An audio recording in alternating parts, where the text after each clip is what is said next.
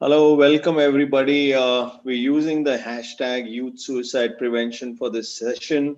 And welcome you all to this first of the Outlive webinar series of sessions. This is a four-part a monthly webinar that is being run by the Outlive project, which is a joint project of It's Okay to Talk Youth Mental Health Program at Sangath, the Center for Mental Health Law and Policy of the Indian Law Society, and a design consultancy, which is a partner on this project. This series aims to provide young people and mental health community and policymakers with perspectives and lived experience on preventing suicide among young people. So over the next 4 months, what we are hoping to do with this series is to bring some discussions around suicide prevention and youth mental health experts on how we can prevent youth suicides by addressing social and structural factors that seem to disproportionately impact young people in India. So without much further ado, I'm going to introduce the speakers. Before I do that, let me just tell you that there is a lot of helpline information and resources which are available in the YouTube description box. If we are talking about suicide and preventing suicide, and I know that this could be triggering for some people, if you feel that you're feeling triggered by any of the discussions, feel free to stop the video, look at the helpline numbers that are there, and if you still need any help or assistance, please get in touch with any one of us. So we have a fantastic panel of speakers today. The first speaker I'm really pleased to introduce is Dr. Lakshmi Vijaykumar, who's the best way to describe Dr. Lakshmi Vijaykumar is that she is India's foremost suicide prevention researcher, has been doing this for many decades. Lakshmi is the founder of SNEHA, an NGO in Chennai, which works on suicide prevention. And she's also a member of the WHO's International Network for Suicide Research and Prevention. The next panelist is Deepa Pawar, who started working with young people in communities since she was 14 years. Deepa is the founder director of Anubhuti, a feminist organization working to build youth leadership towards a more just, equitable, and democratic society. Over 20 years, Deepa has worked with women, communities, NGOs, and colleges, as well as with local and state governments. And Deepa has won many national and international awards, and I'm not going to list all of them here. You can look up Deepa's profile, and I'm really glad to welcome Deepa to this program. The third panelist is Divya Kandukuri, who is a anti-caste activist and founder of Blue Dawn, a support group and facilitator of accessible mental health services for the Bahujan communities. She's also a freelance journalist and a video producer whose work lies at the intersection of caste, gender, pop culture, and mental health. And welcome to Divya to this panel. And the final panelist is Apurva Sapra, who's a practicing psychologist who has worked both remotely and in remote areas. She's currently the thematic director of mental health and psychosocial support at Jansahas, a grassroots organization that works on sexual violence and forced labor. So welcome you all to this panel. And what I'm going to now do is, without wasting much time, given that we have hardly an hour and we've got some really brilliant people here who could be talking about this for hours if given the opportunity, I'm going to jump into the questions straight away. My first question really is to Lakshmi. Lakshmi, I don't need to tell you this, but for the benefit of the audience, suicide is the leading cause of death among young people aged 15 to 30 years. It's the first rank for women and second rank for men. Can you explain some of the factors which make young people more vulnerable to suicide, attempted suicide, and specifically in India's context? And that's first part of the question. And the second part of the question is, what has been the impact of the COVID pandemic on youth suicides in India? And maybe you can take one question after the other. Over to you, Lakshmi. Thank you, Soumitra. It's really is a pleasure to be a part of this amazing panel. Now, to talk about why young people are dying by suicide, more so in India, it is not that India is an exception. World over, even in countries where the suicide rates are coming down, the suicide of young people is going up. Even in the United States or in other countries where the other suicides are coming down, the youth suicides are going up. India traditionally has been a young population, and we have always had the maximum number of suicides among the young people.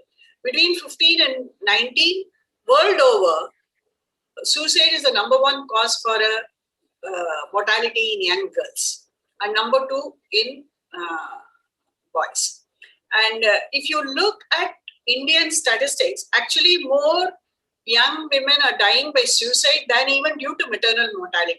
And if you look at the amount of exposure, financial support, everything being done for maternal mortality and absolutely negligent on suicide prevention, one wonders why this phenomenon of suicide, where we lose almost about 235 to 230,000 people by suicide, and 60% of them are below the age of 30, does not warrant any program, any interventions, or any commitment to change that. That's the sad story about India. So why do young people die more by suicides?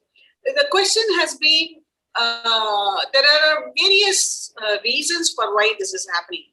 And in our country, definitely it is more women, more young women dying by suicides. If you look at the graph of India, till 30, the suicide rate of a young woman is much higher than the men. And then after the age of 30, it drops down by almost 50%. But the men remain steady. So in the end, it would look as though more men die by suicide. But the fact is, at below the age of 30, it is more women who are dying by suicide. And that is a loss not only to the family, but it is a loss to the entire community, nation, everything. So if you look at why young people first are dying by suicide, the fact is that there are three reasons which you can attribute. One is, it is at the adolescent age, many of the mental health issues, gender issues, all that comes about, and they have less difficulty in handling these the emotional regulation is not perfectly developed. So if you really look at the evolution,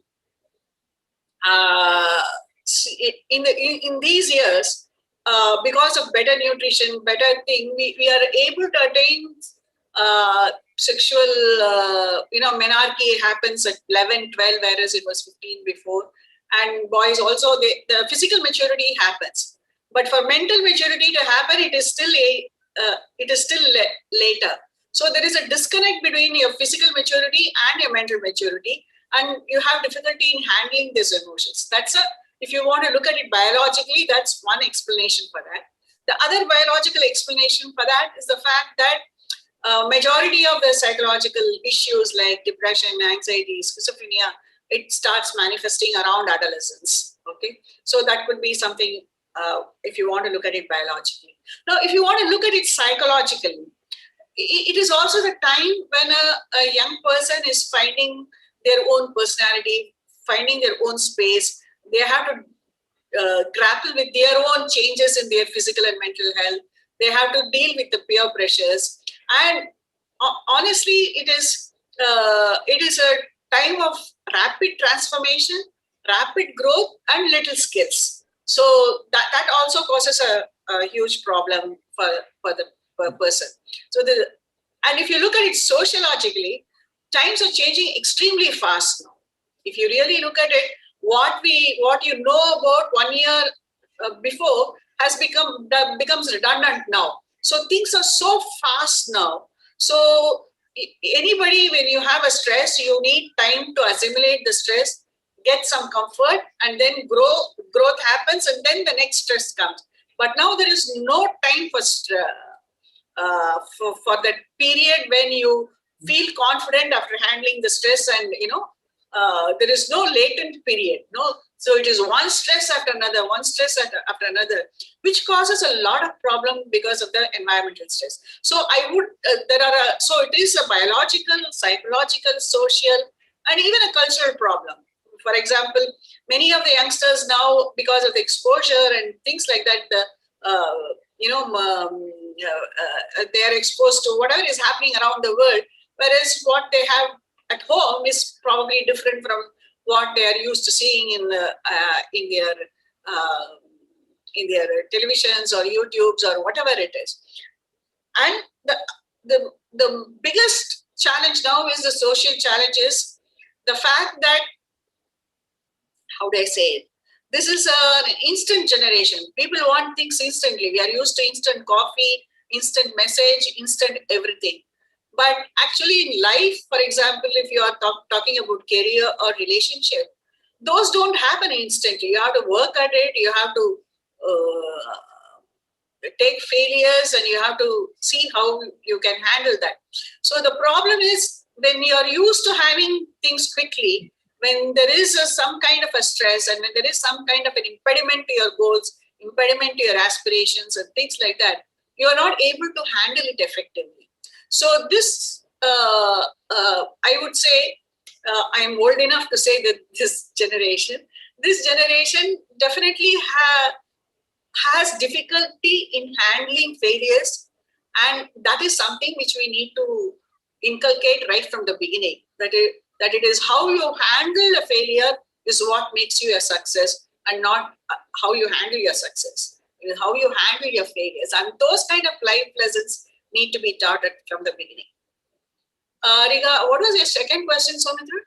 My only second question was that how has the COVID? Yes, COVID has actually impacted the young people quite substantially, because many of the young people's education is at a kind of a pause.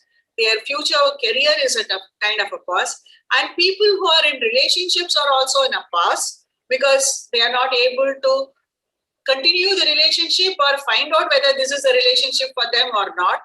And the problem now is that many of them are definitely one definite factor which I find in particularly in very young people between the ages of 14 and 19 is quite a substantial, about 30-40 of them, 40% of them have become addicted to gaming. Okay, and many of these games are produced which are really quite addictive. For example, I had one boy who is in class 11, 12, who never looked at TV, who never looked at a phone, he was a footballer. He represented the Tamil Nadu schools in football. He was a complete athlete. He was a good student. He was out on the ground all the time, and every time the parents had to pressurize him to come home and study. And he was a school captain. He was a Tamil Nadu under 19 football captain, and so on. And this pandemic happened and everything stopped. So he started playing games. He first started playing football in the laptop. And then it slowly changed to Minecraft. Then it changed to TikTok. It changed to, what is it, Find Me or something like that. So, and he became completely addicted to it. So now when the players, when the coach is asking him to come and play football, he's refusing. So the parents literally had to drag him away from the football to go, from the laptop to go and play football. And he's not interested in football now. He just wants to play, So these are all very addictive games, and these have a tremendous impact on, it has an impact on their education. It has an impact on their social relationships. It has an impact on their family relationships also. And the final result is they are unhappy, depressed, anxious. They eat at odd times, sleep at odd times. They develop all kinds of physical health issues, mental health issues. They are hooked to laptop. They are hooked to games. And some of them have spent lakhs of fathers' hard-earned money on gambling on the laptop. So this has actually affected the children more, though it is not visible outside. But they, I think, are the most vulnerable, in their most vulnerable group. at their most vulnerable time, this has really had a massive impact on them. Thank you, Lakshmi. I'm going to, you made a point about why suicides don't get the attention of policymakers. And I'm going to park that question and come back to it later on, because I think it's an extremely important question. You raise a very important point that if suicides are so significant in this country, why are our policymakers and why are our health budgets and other budgets not attending to that or addressing that? I'm going to turn to Deepa now, and wanted to ask Deepa. Deepa, Anubhuti has been working towards empowering communities and young people on mental health. So I just wanted to hear about some of your experiences of how the pandemic has affected young people you work with. In particular, I wanted to know, what is Anubhuti's strategy for providing support to young people? What are the challenges that you faced in reaching out to young people? And, any past or existing suicide prevention measures that you've been using in your work. So, Deepa, over to you. Yes, thank you, Soumitra. Pandemic इस तरह का एक कठिन परिस्थिति था, एक तरह का स्थिति ऐसा था कि अचानक सारी जो रेलचेल है वो ठप हो गई, और सबसे पहले जो बंद हो गई वो थी एजुकेशन सिस्टम, जो सबसे पहले शट डाउन हो गई।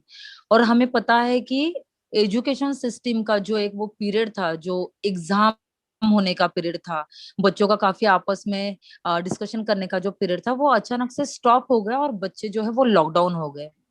और यूथ बहुत बड़ी मात्रा में जो हमारा अनुभूति का जो काम चलता है वो एडोलेसेंट से लेकर यूथ एज 30-35 तक भी चलता है, और ऐसे कम्युनिटीज के साथ काम चलता है जो सोशल हायरार्कीज में ऑलरेडी काफी डिप्राइव्ड है, जैसे नोमैडिक ट्राइब हो, एसटीज हो, एससी हो, ग्रामीण युवा हो, या असंगठित क्षेत्रों में काम करने वाले जो युवा हो।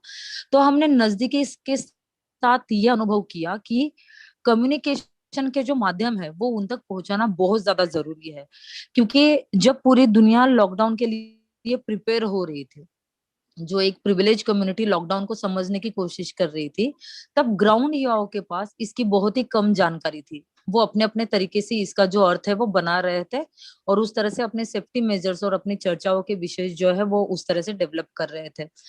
अनुभूति करके हमें सबसे पहले जरूरी लगा कि उनको पता होना चाहिए कि उनके साथ कौन है, क्या सिचुएशन है, ये सिचुएशन में वो किस तरह से अपने घर का, अपने घर में रहने वाले रिलेटिव्स का, अपने फ्रेंड्स, सारे लोगों का किस तरह से वो ध्यान रख सकते हैं, और कब उनको सपोर्ट की जरूरत लगेगी, कब उनको किसी को आवाज देना है, कब किसी का सपोर्ट मांगना है, ये उन तक कम्युनिकेशन पहुंचाना हमें बहुत ज्यादा जरूरी लगा। और जैसे ही लॉकडाउन हुआ, हमने ऑनलाइन वर्चुअल जो है ट्रेनिंग यूथ के साथ जो है वो शुरू कर दी है, लगातार किए, काफी बड़ी मात्रा में किए। अनुभूति ने जो है वो रिलीफ वर्क भी करीबन महाराष्ट्र के 15 डिस्ट्रिक्ट में करीबन 5,000 नोमैडिक ट्राइब फैमिली तक पहुंचाया।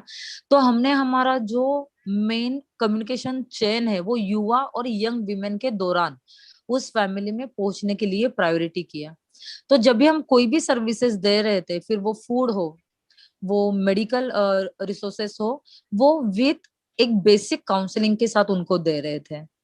और ये युवाओं के साथ एक टीओटी करके कि कोरोना के इस कठिन काल में जो है, किसी का भी अगर इंडिफरेंट बिहेवियर हो, आपको अगर कहीं पे लगता है कि यहाँ पे जो बर्ताव है वो चेंज हुआ है, किसी को सपोर्ट की जरूरत है, वहां पे युवा अपना इनिशिएटिव ले। इसलिए जहां पे भी कैपेसिटी बिल्डिंग करने की जरूरत पड़ रही थी, वहां पे हम लगातार कर रहे थे।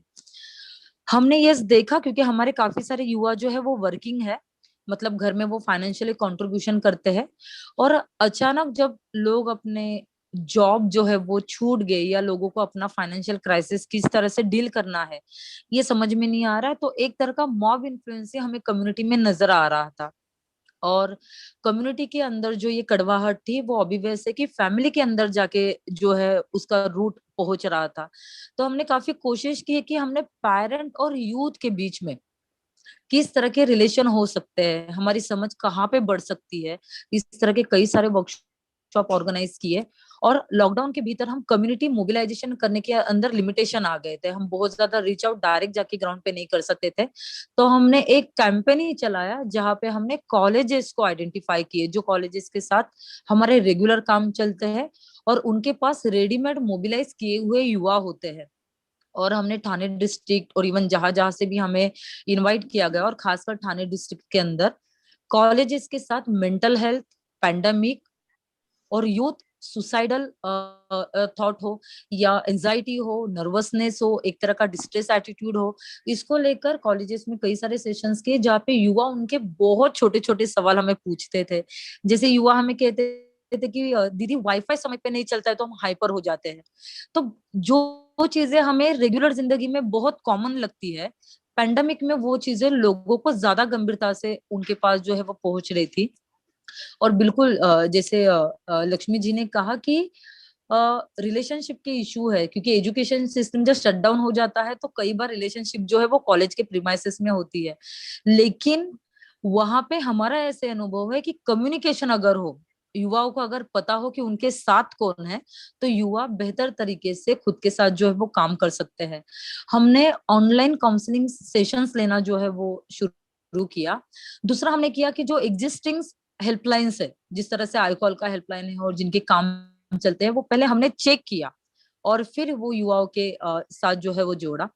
दूसरा एक इम्पोर्टेंट काम हमने किया कि कई सारे जो है प्रसार प्रचार के माध्यम जो है वो उपलब्ध हो रहे थे, जानकारी जा रही थी, छोटे छोटे वीडियो क्लिप लोगों तक जा रहे थे। लेकिन हमने एक काम इस तरह से किया कि जिस गांव में हमें जानकारी पहुंचानी है, उसी गांव के पहचाने हुए चेहरों को इकट्ठा कर कर हमने फिल्म बनाए है। क्योंकि उस गांव को पता हो कि जब हम स्क्रॉल करते हैं, तब जब हमें हमारा पहचान का चेहरा दिखता है तो लोग रुकते हैं और लोग सुनते हैं। तो इसका हमें काफी उस स्ट्रैटेजी का फायदा हुआ कि हमने ऐसे लोगों को पार्टिसिपेट किया वीडियो के जरिए से, वीडियो के फॉर्म से, जहाँ पे लोगों को उनके अपने चेहरे नजर आए और उनकी लैंग्वेज उनको समझे। क्योंकि नोमैडिक, एसटी हो या ग्रामीण युवा हो, इनके डायलेक्ट बहुत अलग अलग है। तो कभी कभी बहुत प्रमाण भाषा सुन के जो है वो बहुत कानों को आदत नहीं होती है, तो वो फिर निगलेक्ट कर देते हैं। हमने स्ट्रिक्ट पेस किए और कोशिश की कि सारे सोशल डिस्टेंसिंग के मेजर्स को फॉलो करते हुए डिजास्टर का जो एक कॉन्सेप्ट है, जो मेंटल हेल्थ से जुड़ता है, जो जेंडर इक्विटी से जुड़ता है, वो हम एंटी डीएनटी कम्युनिटी तक लेके गए। सिर्फ कोरोना पैंडेमिक के अंदर मेडिकल टर्म से ही नहीं, तो जैसे हमारे यूथ कहते थे कि हमें पहली बार पता चला है कि ये घर के अंदर हमें जगह नहीं है। हम काम के सिलसिले में बाहर होते थे, हमारा काफी समय एजुकेशन के लिए बाहर जाता था, लेकिन हम काफी ऊब चुके हैं, क्योंकि घर के किसी भी चीजों के ऊपर हम हमारा राइट्स नहीं बता सकते। तो यूथ जो है वो दिखने के लिए बहुत स्ट्रॉन्ग एक घटक दिखता है, एक समुदाय दिखता है, जिससे कम्युनिटी की बहुत अपेक्षाएं होती है, एक कलेक्टिव एक्सपेक्टेशंस होते हैं, जहाँ पे युवा एक बर्डन फील करते हैं। और युवा हमसे शेयर कर रहे थे कि वो किस किस तरह के बर्डन जो है फील करते हैं। ऑनलाइन एजुकेशन जो है वहां पे बहुत सारा समय जा रहा था, लेकिन युवाओं को जो एक फिजिकल सेटअप में बैठकर पढ़ने की आदत लगी है, वहां पे बहुत वर्चुअल फॉर्मेट उनको इरिटेट कर रहा था। तो ऐसे कई सारी चीजों को लेकर हमने काम किया है, जहाँ पे हम डिजास्टर को लेकर उनसे बात करें, फिल्म मेकिंग करके बात करें। दूसरा है कि हमने युवाओं को मोटिवेट किया ड्यूरिंग पैंडेमिक कि वो अपने मेंटल हेल्थ के बारे में लिखना शुरू करें, शेयर करना शुरू करें उसको, जिसे हम बोलते हैं ना कि बहुत अजूबा ना करें। एक हमने काम किया कि जहां भी हमने ऑनलाइन इंटरवेंशन किया है, ड्यूरिंग रिलीफ वर्क हो, ड्यूरिंग काउंसलिंग हो, टीओटी हो, ट्रेनिंग फॉर ट्रेनर हो, वहां पे हमने बोला कि इमीडिएट नेगेटिव मैसेजेस पास करना हमें रुकाना है। हमारे पास जो भी नेगेटिव मैसेजेस है, जो अफवाहें है, उसका हमें चेन सिस्टम नहीं बनना है, वो हमें है वहां पे रुकवाना है। तो ड्यूरिंग पैंडेमिक एक बहुत ही ज्यादा, जिसे हम कहे कि एक्चुअली पर्सनली भी मुझे बहुत चैलेंज था, क्योंकि मेरा बेबी बस 2 महीने का था। टीम जो है अनुभूति की बहुत छोटी है, एक 5-6 लोग मिलके काम करते हैं। लेकिन अभी जब हम उन स्ट्रेटेजीज के बारे में जब बैठ के सोचते हैं, तो मुझे लगता है कि जिस फोर्सफुली पेंडेमिक में हमने जो स्ट्रैटेजी डेवलप कर पाया, वो शायद बहुत बैठकर सोचते तो शायद ना होती। जिस तरह से हमने रैपिडली काम किया, और सबसे इम्पोर्टेंट काम किया कि कम्युनिकेशन। युवा जो है वो जरूर सोच सकते हैं, बस उनको पता होना चाहिए कि उनके साथ कौन है। कम्युनिटी में ये माहौल हमने निर्माण किया कि वो किसी को कॉल कर सकते हैं, वो किसी के साथ बात कर सकते हैं। और सबसे इम्पोर्टेंट, जब लोग फूड के बारे में टेंशन में थे, जॉब के बारे में टेंशन में थे, तब हमने उनको एक इंडिकेटर और परोसा कि आपको आपके मेंटल हेल्थ के बारे में अवेयर रहना है। हो सकता है कि ये आपकी तकलीफ बढ़ाए, ये चीजें आपको बहुत अनसुनी है, आपको लगे कि ये आपकी रूटीन की बातें नहीं है, लेकिन ये चीजें आपके ऊपर असर कर सकती है। तो अगर कभी भी असर करे तो कई सारे रिसोर्सेस है जो आपके इर्द गिर्द है। हमने लिखने का काम काफी किया, क्योंकि नोमैडिक ट्राइब और ये सारे कम्युनिटी को लेकर बहुत ज्यादा डेटा गैप है रिसर्च के अंदर भी। तो हमने बहुत ज्यादा कोशिश की कि हम ऐसे कम्युनिटीज के बारे में लिखे, ऐसे माहौल में लिखे जहाँ पे एक जो इंटेलेक्चुअल अथॉरिटीज है या इंटेलेक्चुअल प्रोफेसर एकेडमिक लोग है वो हमें सपोर्ट करे, इनडायरेक्टली डायरेक्टली जिस तरह से भी हो। क्योंकि जितने भी केसेस हम खुद हैंडल कर रहे थे या भेज रहे थे, थोड़ी ये कड़वाहट ये भी थी कि जैसे हमें मन को चाहिए वैसे प्रोफेशनलिस्ट नहीं मिल रहे थे, काफी गैप भी नजर आ रहा था ड्यूरिंग पेंडेमिक। तो हमने लिखने का ज्यादा काम किया, लगातार ऑनलाइन सीरीज हमने जो है वो मेंटल हेल्थ को लेकर अलग अलग कॉन्टेक्स्ट में रखे। जैसे मेंटल हेल्थ एंड लॉ को लेकर रखे थे, mental health in youth, mental health in SRHR, relationship, love attraction, और खासकर अनुभूति जो है वो यूथ को लेकर ही काम करता है। तो वो हमें अपॉर्चुनिटी रही कि हमारे पास काफी यूथ थे, हमने करीबन ऑनलाइन 2000 यूथ के साथ, उससे भी ज्यादा जो है कम्युनिटी के साथ ट्रेनिंग जो है वो कंडक्ट की है। और सबसे इम्पोर्टेंट हमने किया कि एडवोकेसी के प्रोसेस के अंदर जो भी MLA से हमारी बात हो रही थी, फिर नीलमताई गोरे हो, बच्चू कडू हो, वहां पे, क्योंकि आपको पता है कि नोमैडिक ट्राइब ये शेल्टरलेस भी है। तो पैंडेमिक इस तरह का कंडीशन था कि शायद मैं आपको सच में इतना टाइम इनफ नहीं है कि मैं आपको बता पाऊँ कि कितनी गंभीरता थी, क्योंकि कई जगहों पे तो उनकी बस्तियां तोड़ने के नोटिस भेजे जा रहे, तो कुछ कम्युनिटी के लिए और उन कम्युनिटी के यूथ के लिए पैंडेमिक सिर्फ पैंडेमिक था ही नहीं, वो कई सारे एंगल से जो था वो एक्चुअली जीने मरने का सवाल था कि हम रोटी रोजी चलाए। क्योंकि आपको पता है कि इस तरह की कम्युनिटीज ना ही राशन स्टॉक करते हैं, ना ही असेट स्टॉक करते हैं, डेली वेजेस पे जीते हैं। और पूरा जो पैंडेमिक था वो इस तरह के कम्युनिटी का सीजन था अपनी रोटी रोजी के लिए असेट इकट्ठा करने का, जो भी चुनिंदा असेट है, और वो एकदम लॉकडाउन में चला गया। तो आप समझ सकते हैं कि एक तरह का डिस्ट्रेस था, इवन गुस्सा भी था। तो आपको अगर पता हो कि महाराष्ट्र के कई इलाकों में जो है वो मॉब लिंचिंग के केसेस भी हुए NTDNT के साथ, तो इमीडिएट सर्विसेज प्रोवाइड करना, इमीडिएट एडवोकेसी के लिए ग्रुप से जुड़ जाना या खुद लीड लेना, ऐसे अलग अलग क्राइटेरिया में जो है वो अनुभूति का काम रहा है। लेकिन यस, मैं ये एक पक्का कहूंगी कि हम काम इसीलिए कर पाए क्योंकि वो काम का कंटिन्यूएशन हमारे पास्ट में था, वो अचानक करना बहुत मुश्किल होता। और सबसे ज्यादा इम्पोर्टेंट कि हमारे जो यूथ थे वो मेंटल हेल्थ के कॉन्टेक्ट से परिचित थे। तो हमें उनके साथ एक 3 साल का 4 साल का लगातार वर्क जो है वो चला था उनके साथ। जैसे हम जेंडर को लेकर बात करते हैं तो वो उससे अवेयर थे। तो हमारा जो कैपिटल हमने मेंटल हेल्थ के काम का जो बनाया था वो हमें पैंडेमिक में बहुत ज्यादा काम आया। हाँ, बस एक मुझे लगा कि मेंटल हेल्थ पैंडेमिक में एक ऊपरी स्तर पर बहुत ज्यादा रिकॉग्नाइज हुआ कि यहाँ पे बात करनी चाहिए, लेकिन एक ग्राउंड के अंदर जो है वो मेंटल हेल्थ उस तरह से लिमिटेशंस रहे, लिटरेसी के भी लिमिटेशंस रहे, क्योंकि सारे लोगों के डायलेक्ट अलग थे, लैंग्वेजेस अलग है, घूमने फिरने वाले कम्युनिटीज है, काफी पावरलेस है। तो वो कई सारे लिमिटेशन जो है वो हमने अपनी अपनी तरह जो है वो काम करने की कोशिश की।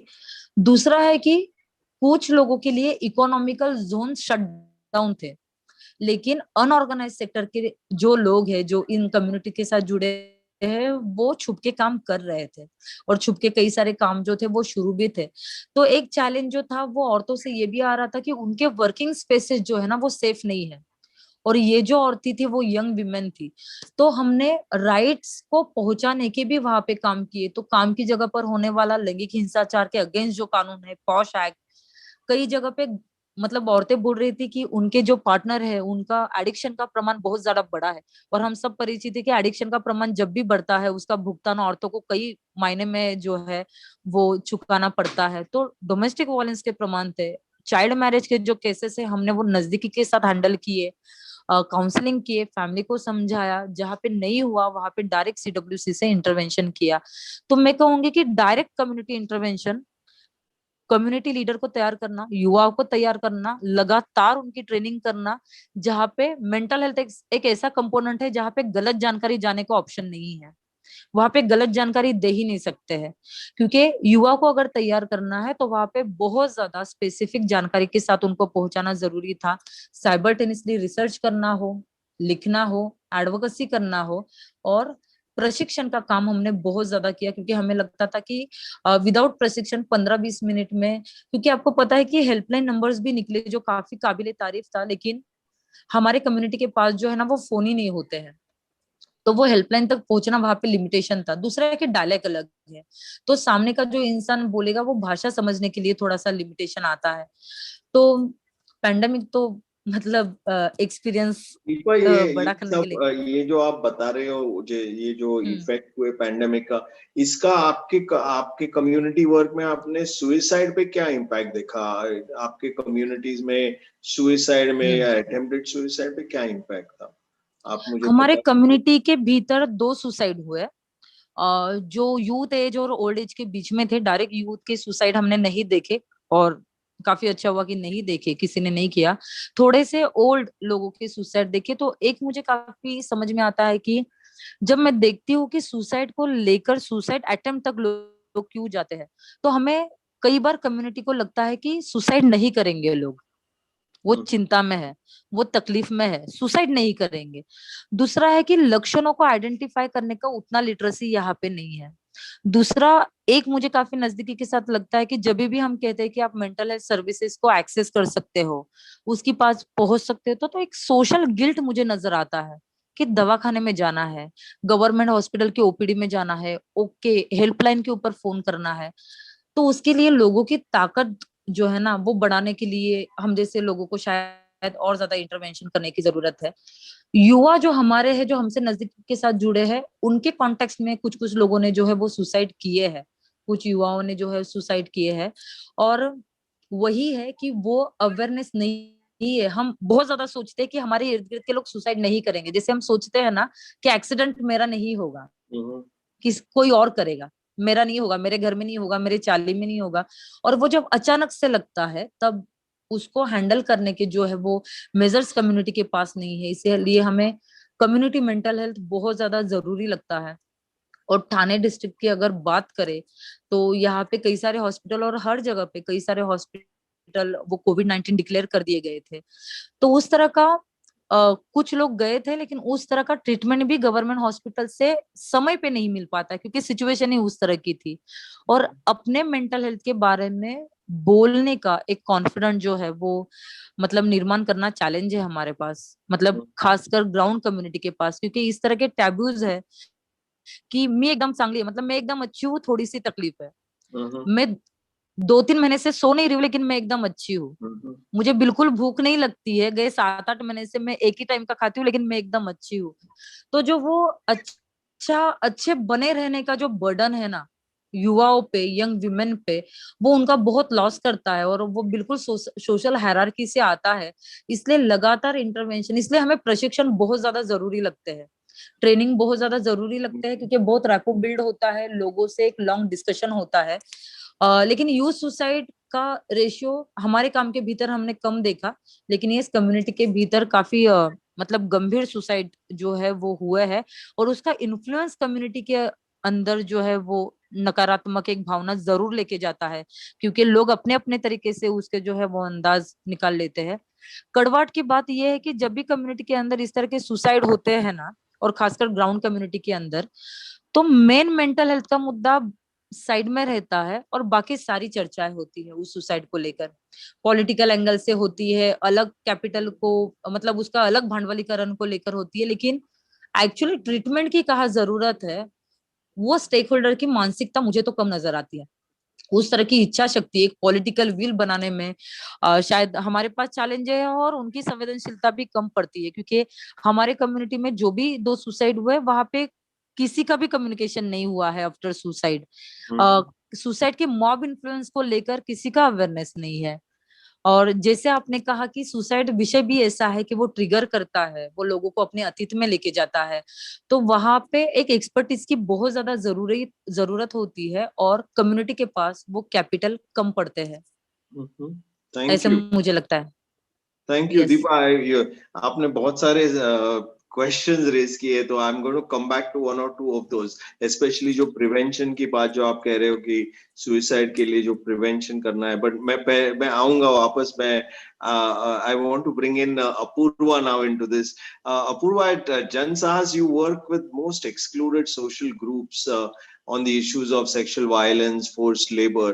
So if you could briefly talk about Jansahas work through the two helplines, and what types of calls that you received after the pandemic began. Was there an increase or a decrease in crisis calls from migrant workers, for example, around suicide or feeling suicidal? If you could shed some light on that, would be great, Apurva. Yes, Over to you, Apurva. absolutely. Absolutely. Thank you. So definitely, I think when we look at Jansahas's work during the pandemic, we do need to look at it at like two levels. One is Jansahas's work in general, like the two helplines that you mentioned, and the second is the mental health work that we did.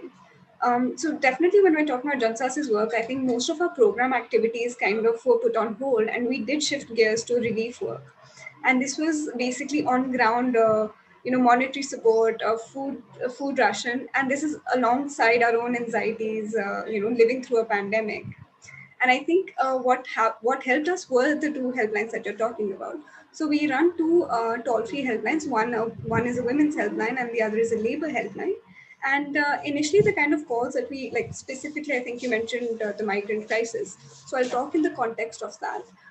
Specifically, I think initially the kind of calls that we get on the labor helpline were primarily related to information, like how do we make an Aadhaar card, how do we get access to a certain scheme, or there would be cases that required legal support, like bonded labor, forced labor, deaths or accidents at work, human trafficking, child labor.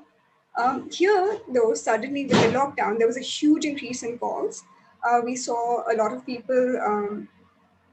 From this sudden shift of requiring information or legal support, we suddenly shifted to people needing food, a place to stay, and or just wanting to go home. And these were really immediate needs. And because of that, we kind of had to adapt our work a little bit. We had to we started collating lists of helplines, agencies that were working. It was definitely challenging when we're talking about the districts that we don't really work in. And then we started providing that monetary support, that food support ourselves too. Like either connecting them to agencies that could provide it or doing it ourselves. And I think with the women's helpline, I think Deepa ji already covered this, but domestic violence, family conflicts, primarily, with alcohol abuse and all of that. Specifically, and I'll be very brief, like when we're talking about, the mental health work that we did, because we saw so much hopelessness and helplessness, and yeah, just going back to suicide, there was definitely an increase. We went from like 2 or 3 suicidal calls a month to 2 or 3 suicidal calls a week, which was quite an increase. So one major challenge that we had is the access. Like we know the pandemic kind of brought about a lot of mental health concerns, but the challenge here, like because we work with excluded and marginalized communities, is how do we really provide those services? And like one thing we did, we definitely shifted to telephonic counseling. But I think like Deepa ji also mentioned, there are so many households that have like one phone. There's barely any private space where you can really provide that counseling. And that was a huge challenge for us. So we first started with training our professional counselors and our benefit counselors on how to provide sessions via call.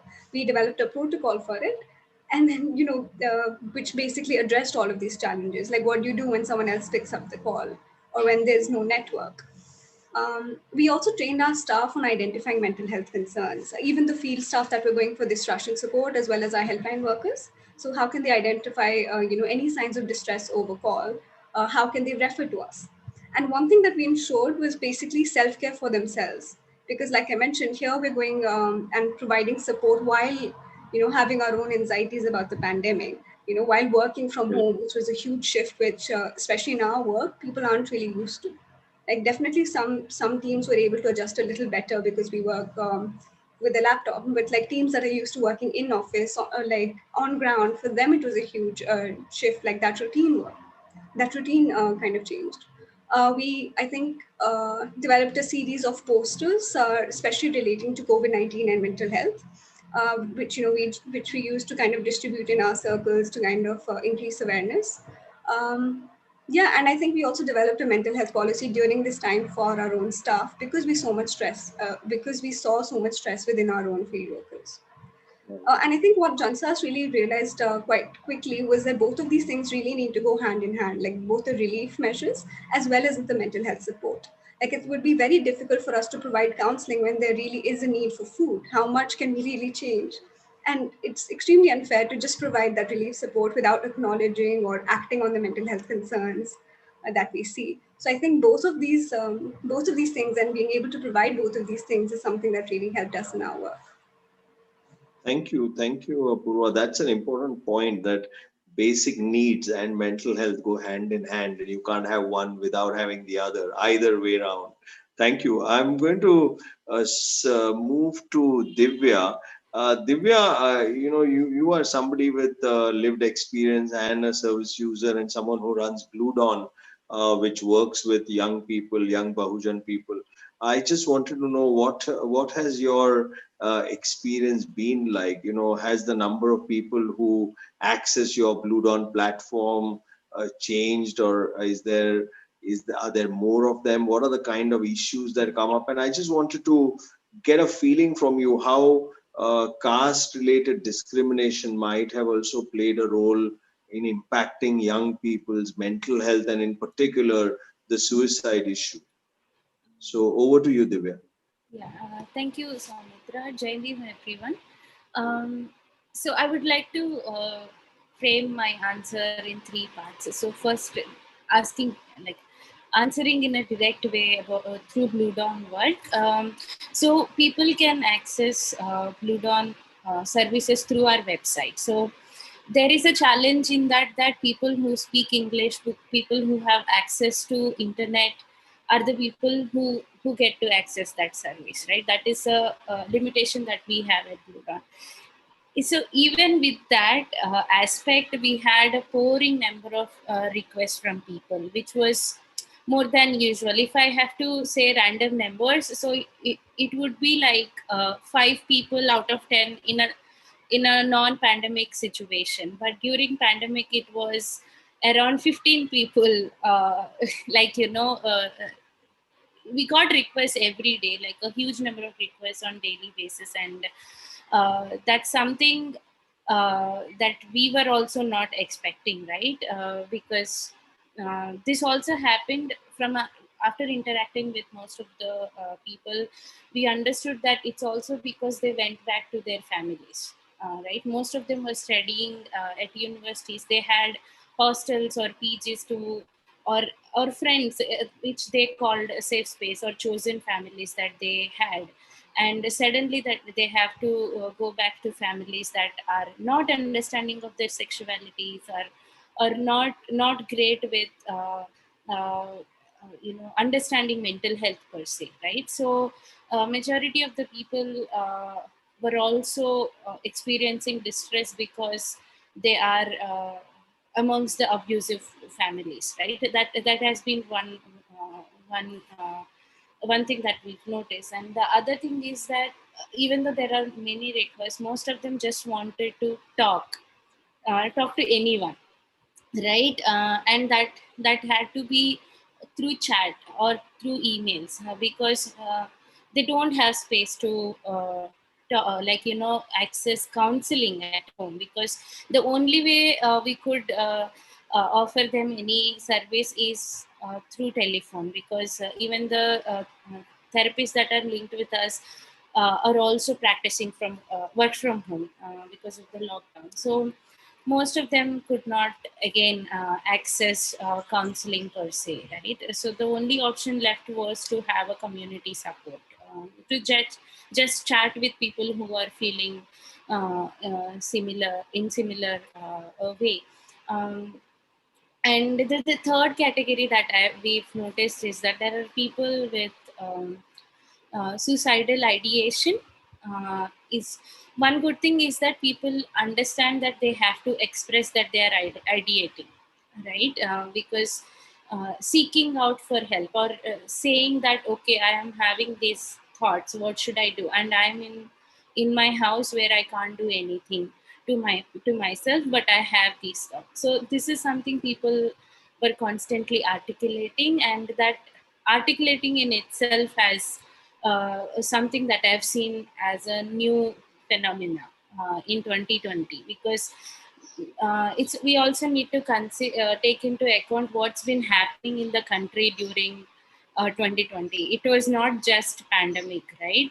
There was so much happening in the country. Especially the media has been so vile about how they articulate suicide per se, right? And the whole discussion around suicide has been there on the news for almost 3-4 months, and it had triggered a lot of emotions among a major portion of youth. And when it comes to especially youth coming from marginalized sections, right, from university spaces, there was this trigger that our people are actually dying every year, right? And the reason has been institutional casteism. The reason has been someone oppressing us based on the basis of their caste location, and there is no acknowledgement of any sort about the deaths that happened before that because of the caste location. But again, 2020 witnessed something else happening on the news, so that has also been a major distress point as well. And yeah, and coming back to your question, so I think there has been a lot of ideation, but also there has been a lot of articulation in 2020, right? People started taking, people who have access to, again, like, smartphones and internet, they started talking about it on social media platforms or through their blogs or in WhatsApp groups, right? So that is just one minuscule of population. And there is this another category. We used to work with youth in tea gardens, West Bengal. And during what happened was, as soon as the lockdown was announced, it's all youth working in the tea estates, and all of them they lost their they do daily wage labor. They work in the tea gardens, and they lost their livelihood, right? As Apurva was saying, when we were also in a pickle, because the question there was to provide them something to eat, right? They have to provide for themselves, and they can't even travel so much. They can't sell their goods. The tea estate is closed. So this in such a situation, how do we go and say like we will offer mental health counseling, right? Because the situation there is the mental health counseling there would look like what it looked like there is मतलब उधर जाके उनको livelihood के लिए support करना is what mental health counseling would look like, right? So 2020 has taught us this one thing, that the language of mental health is very different from in like it comes in all forms and sizes, right? Not just a setup where someone is sitting in a clinic, that only that doesn't become a mental health space or whatever, right? This is something we've learned, that interacting with this youth on daily basis, just talking like, okay, did you get to do this today, or आप लोगों के goods sell हुए क्या?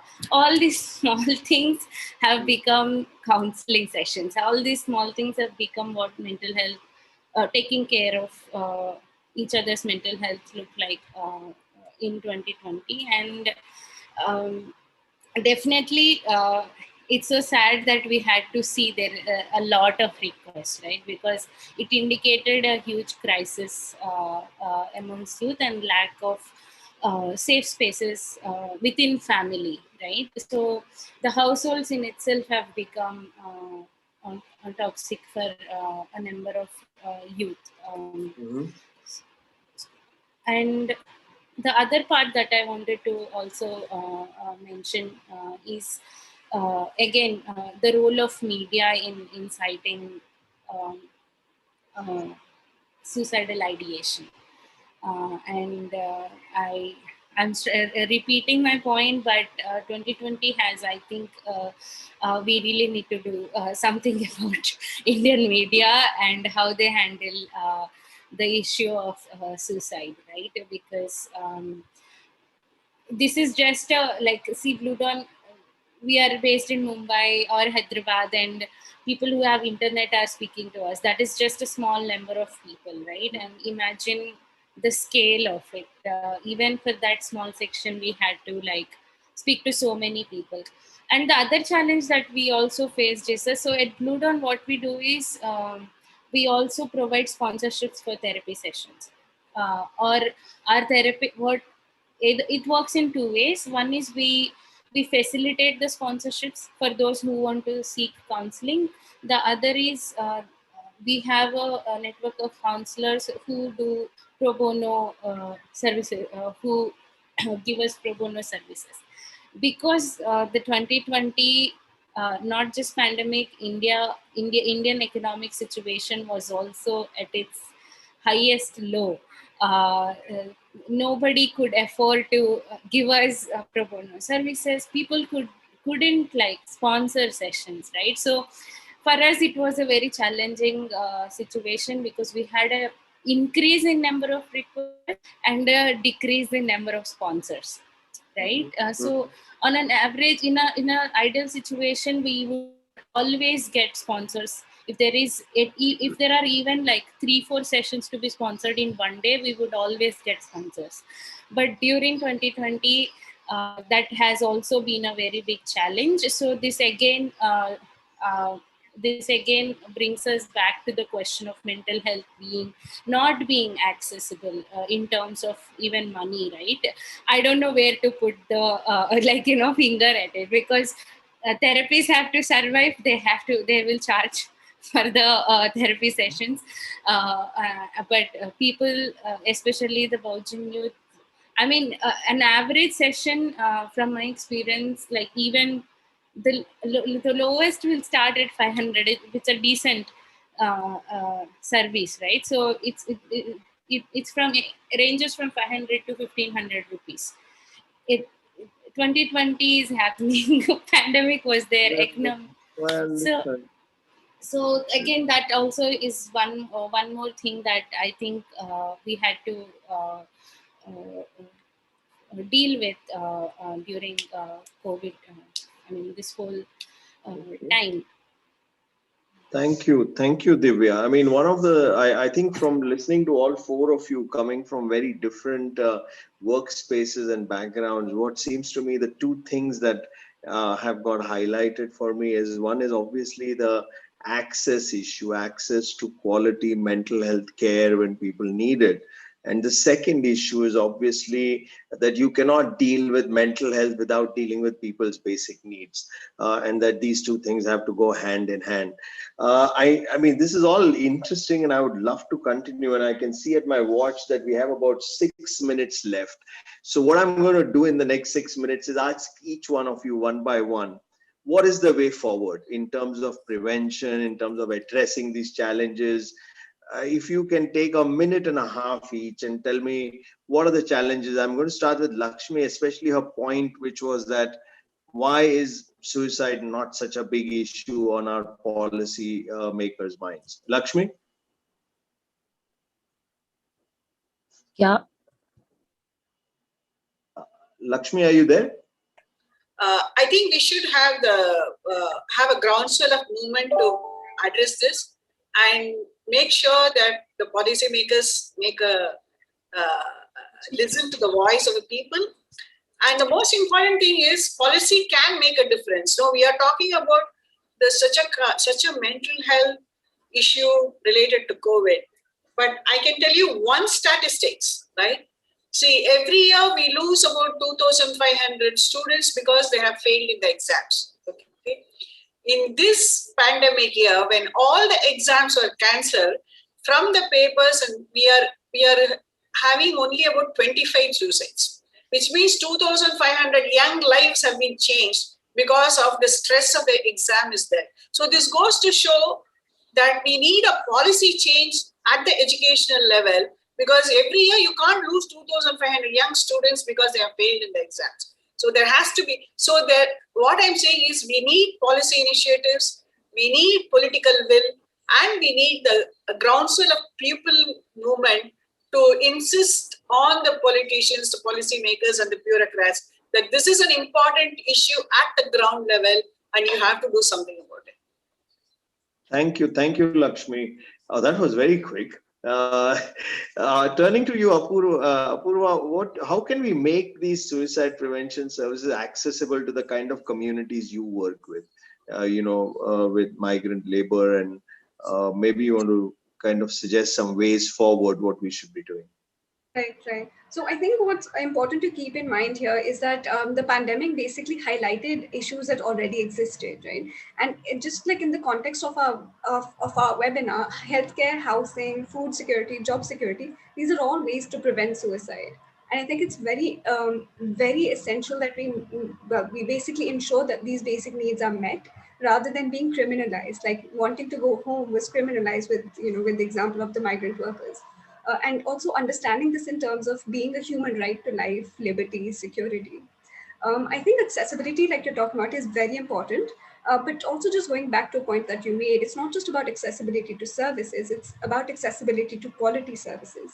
So we need to make sure that services are representative, they're inclusive, they're contextualized to the populations that we work with. And I know that we talk a lot about about talking and breaking the silence, which is all very important. But alongside awareness, we also need to ensure that we're equipping people to listen and respond. That's something that really needs to happen. Of course, awareness about like the myths and misconceptions that really prevent people from seeking help. We need to make sure that we're supplementing these awareness initiatives with like self-care tools, self-help tools, basically just because we know that there aren't as many professionals as people need services. And also just like working in a grassroots setting, I know that we also need to look at alternative models. We need to train frontline workers. We need to, community workers basically, and basic counseling skills. We need to make our, so that it's also sustainable. We need to also look at making schools trauma informed and our own organizations too, because when we shift the lens from like punishing behavior and labeling behavior as problematic to understanding what people need to heal, that is a huge shift, which I think is very important when it comes to working with young people, especially with young people from marginalized communities, because we know that they're at risk. So that is something that I think we can do. And of course, starting with our own organizations, pushing for trauma-informed care in general, actually. We can use existing platforms like Anganwadis, SHGs to also train people to identify, to basically recognize and respond to mental health concerns. Because like I mentioned, it's not just enough to tell people to talk, we also need to equip people to listen and respond. So that's something that I think would be very important. I think Deepa has already mentioned it when she was talking, but like using principles of community mental health, community care to basically decentralize mental health. We need to make sure that our services are decolonized, just so that they're inclusive and basically just rooted in our context. Helplines are great. Toll-free helplines are a really great tool. I just think, provided people have access to phones and privacy. So yeah, in a nutshell, that's what I think should be the way forward. Thank you. It's not only helplines, we have helplines. The fact is, in SNEHA, we didn't even have a moment to keep the phone down. So we had many people complaining that they're not able to access the line. And with the reduced workforce, we know that there were many people who were disappointed that they were not able to get it. They used to write letters saying, you call yourself suicidal, I am suicidal, I am trying to call you, I'll become suicidal trying to call you, because your line is constantly engaged, So it is the dearth of services which is really a huge factor. Soumitra, I really am sorry. It was fascinating listening to all of you, but I have to join another webinar at 5 sharp. And Lakshmi, you go ahead. We are going to continue with Deepa, but thank you so much for making the time and being with us, Lakshmi. Thank you. Yeah.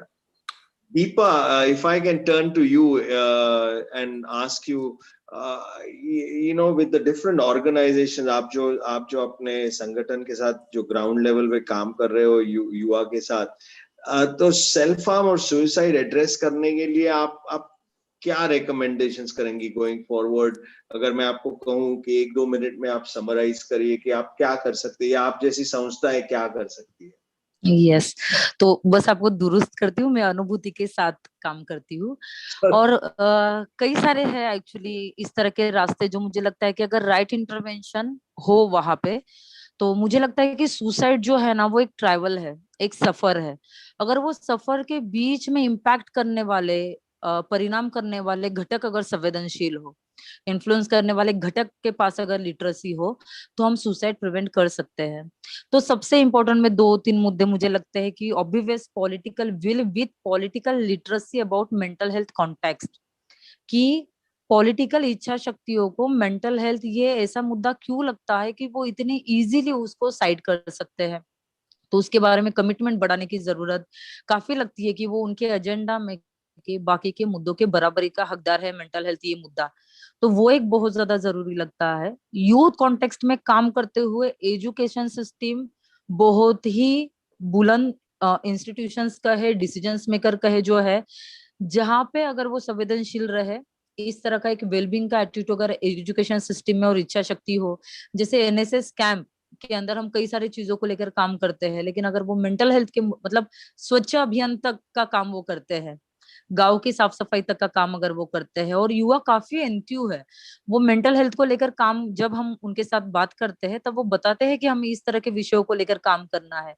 तो already जो existing एक social leadership में युवाओं के group है, उनको हम mental health context में जो है एक मतलब साक्षरता प्रदान करते हुए, उनको ट्रेनिंग करते हुए, एक बेसिक जानकारी लेते हुए एक चेन सिस्टम की तरह बाकी युवाओं के साथ जो है वो लगातार काम कर सकते हैं। कम्युनिटी के अंदर जिस तरह से मेडिकल केयर की बाकी फैसिलिटीज पहुंच रही है, मैं फिर से कहूंगी कि मेंटल हेल्थ केयर के लिए कम्युनिटी जो है वो अपना कैपिटल बढ़ाए, इसके लिए गवर्नमेंट को बहुत ही ज्यादा जिम्मेदार होने की जरूरत है। मैं जिस ग्रुप के साथ काम करती हूँ वो एनटीडीएनटी के ग्रुप है, वहां पे हमेशा एक एग्जिस्टिंग थेरेपी या इंस्टीट्यूशन से चलने वाली ही जो जिसे हम कहीं ट्रीटमेंट है या काउंसलिंग है, वो वहां पे काम नहीं करेगी। तो बहुत ज्यादा स्कोप है हमें एक अलग कल्चर के, अलग हिस्टोरिकल बैकग्राउंड से आने वाली कम्युनिटी के मेंटल हेल्थ को समझकर उसके ऊपर उपाय योजना करने की। तो मुझे लगता है कि खास करके एनटीडीएनटी पॉपुलेशन भारत के अंदर करीबन 15% है। 15 से 18 करोड़ का जिनका जनसंख्या है, उनके मेंटल हेल्थ और ट्रीटमेंट उपचार प्रतिबंध के बारे में काफी स्कोप है बात करने के लिए। तो एजुकेशन सिस्टम है, पॉलिटिकल लिटरेसी है, कम्युनिटी मेंटल हेल्थ काफी इंपॉर्टेंट है, कई सारी चीजें हैं। और हम जैसे एनजीओ को, जैसे मैंने कहा कि पैंडेमिक में हमें काम करना मुश्किल जाता अगर हमारे पास ट्रेंड युवा, एक बेसिक कॉन्टेक्स्ट में ट्रेंड युवा ना होते, जैसे जो जेंडर को जानते हैं, जो कास्ट हायरार्की को जानते हैं। तो लगातार मेंटल हेल्थ ये कोई सिर्फ अवेयरनेस का सब्जेक्ट नहीं है, इसमें सच में कैपेसिटी बिल्ड हो सकती है।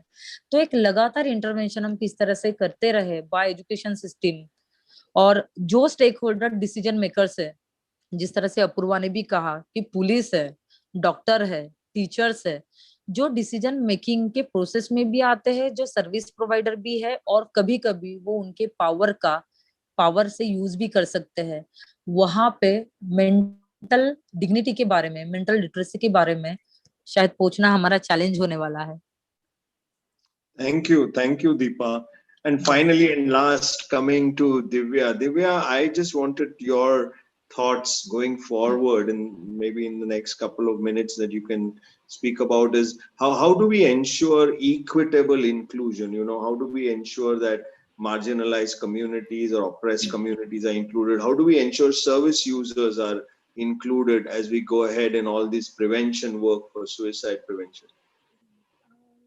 So, to say it in a very simple words, I would say कि when we are talking about suicide and suicide prevention, we are focusing on the individual who is attempting or who is ideating suicide, rather than focusing on what is making them ideate, who is responsible for this person to have such thoughts, right? So I feel we need to at Blue Dawn also we use this hashtag called reverse the gaze, and I think that is one of the starting ways to start looking at what are the institutions that are making people go through this, because I believe that suicide is something, it's not, or any mental health concern is, it's not something that's wrong in our body, it's something that wrong in the society which is making us feel that way, right? It's just our body's response to the distress that is being induced on me. So I feel all mental health professionals need to acknowledge that very fact to begin with, right? Because they are the people who will be there to support people going through distress. And the second thing I also feel on a very theoretical level, I feel that our Indian psychiatry as well as psychology need to uh, actually be Indian, right? When I say that, we need to develop, we need to I, we need to develop our own language that communities around us actually speak. Okay, there is DSM, I understand. There are illnesses in DSM. Okay, great, but this is India, which is diverse. We have caste, class, gender. There is so much to deal with on our ground. So it's again, to begin with, we need, like, our psychiatry and psychology should first go to the ground and seek knowledge from the people that already have developed knowledge, right? So we worked with this wonderful group of youth at Tea Gardens. So we went there, like, oh, okay, हम लोग जाके mental health workshop करेंगे. But in return, we've learned so much within first 2 days of the workshop to begin with. So, and one thing that I've noticed also is that the community have their own wisdom. That community know how to respond to distress. That community already defined what mental health is or what it meant for them. So we went actually during the CANRC protest. So we asked them what does mental health mean to you, right? So the responses were like not having CANRC implemented on them. And one person also said having doctor in front of their name, that is getting educated and getting a PhD degree is what a good mental health would look like to them, right? So the community and the people already know what they want, and their bodies already know how to respond to distress situation, right? So I feel this whole I'm sorry for this, but I feel all of us in this social sector need to come down from our pedestal thinking that we are saving someone, but we need to step down and seek develop what's already been with the communities, right? We are only facilitators to them. We need to support what they are already doing, rather than, like, giving them more alien words that some white men wrote long back. um, I'm sorry for being cynical, but that's what I feel. And the other thing is, again, as you mentioned, Soumitra, the quality of when we saying equitable, right? Equitable माने हम लोग, I can say access, but the access again is very subjective, right? As SNEHA's Lakshmi was saying, there is a helpline service, but it's understaffed. So there are many people calling and the line is still busy. So again, when I think that's where we also that is a very common situation, right? How many helplines will we begin? Like, we can't have one like so many helplines also, right? Because there are very few mental health professionals in India. So again, we need to go back to what the community already knows, that is community healing and community liberation. I keep repeating these words, but this is what I've learned working with people, and I myself will like come from a lived experience of suicide and everything. So I believe what's more important is the acknowledgement from mental health setup in India, that this person is caliber of navigating their own issues, and we just need to provide tools for them to navigate that issue, right? Rather than patronizing them, like, okay, and diagnosing them with random words that they won't know, right? I'm only speaking on very theoretical level, right? And again, coming back to the practicality, two more points I would like to add from Blue Dawn's experience is that when when people can survive in universities without getting mocked that they come from reservation, and without getting vilified or because of their caste location, they can survive the university without having to die, right? So that is also suicide prevention. Basically, I believe in Baba Said's words, educate, educate, organize, and the need for annihilation of caste, right? And again, this doesn't, people don't take it. This is, I'm very frustrated right now, maybe. It's just that the social sector in India also need to acknowledge that while we do all of this, all of it in a larger spectrum, is one little contribution towards annihilation of caste. Like, we need to do that, right? Otherwise, I don't know what is the need of having so many helplines, so many workshops, so many community programs, if the community is always going to get lynched at the end of the day because of their caste location. What is the point of them getting counseling for years if they one day are getting lynched on road, right? So this is a larger, again, question of what does mental health work mean to us as social sector people or mental health professionals, right? So again, that that being the ultimate thing that I would always say is that we need to work towards annihilating these very structures that are making people think of suicide, right? Be it poor economy, be it again like caste system, be it patriarchy and capitalism, all of it, right? So I feel Indians. I will just end it this with this line that I feel Indian psychiatry and psychology and social sector at large need to revolutionize towards towards the ideas of anti-caste leaders and many other revolutionary leaders, and start taking that into their practice. Thank you, Divya. That was a good note to end it on. Apurva, you were trying to say something. Yeah, I'm just going to say that I think in a nutshell, what when you're talking about these professions, I think it's really important for us to shift that focus or shift that lens from like an individualistic lens to a systemic lens. And that is the change that definitely needs to come out. Thank you, everybody, and I know we've gone a little bit over time, so thank you for staying back. I really wanted to thank Divya and Deepa and Apurva for making the time and being here, and Lakshmi had to go to another seminar, and that's how life is for a lot of us at the moment. I'm going to take 30 seconds and just try and summarize some of these things. I think the points that many of you made, which was that you have to locate these conversations into the broader social context in which things are happening, and that a narrow clinical focus or a narrow medical focus is not the way forward.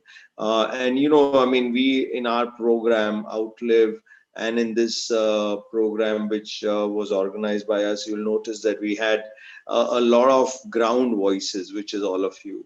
Rather than having clinicians talk, and we had one suicide prevention expert, but 3 people who come from the ground level. So that is what we believe in too, that we need to enable the voices of lived experience and voices of people who are working at the ground level to be heard more clearly. Thank you all for joining. Thank you all for those who have been watching this. The next series, do keep an eye out for the next seminar in this series, which will be advertised on our sites. And I'm going to stop here. Thank you. Bye-bye. Thank you. Bye. Bye. Thank you, everyone.